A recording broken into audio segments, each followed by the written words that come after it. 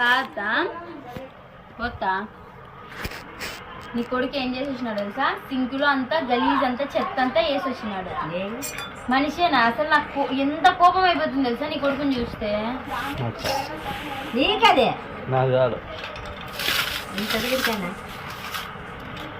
నేను నీటికి పెడతా ఉంటాను, నీ కొడుకు గలీజ్ చేస్తా ఉంటాడు.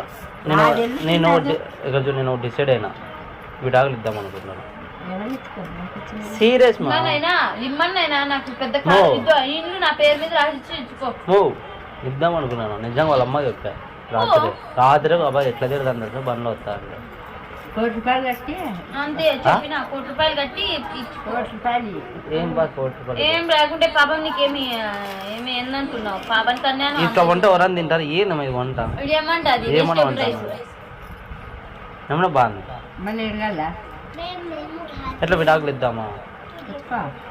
₹1,00,000 ఏం బా ₹1,00,000 పాపని ఇచ్చేసి డబ్బులు ఇచ్చేసి విడాకులు ఇచ్చేస్తా. నిజంగా నువ్వు నాకు నచ్చలే మధ్య గొనుగుతా అంటది ఎనీ టైం ఇంటామా చెప్పు మా నువ్వు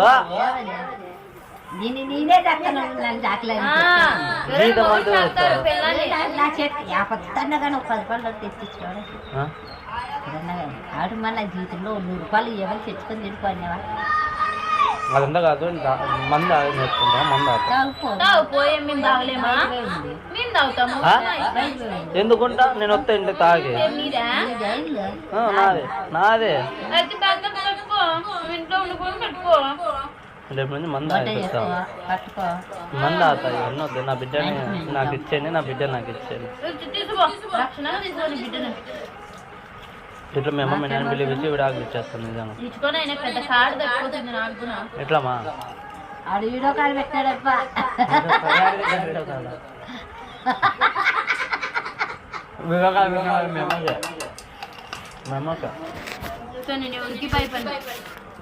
అమ్మాయికి భయపడి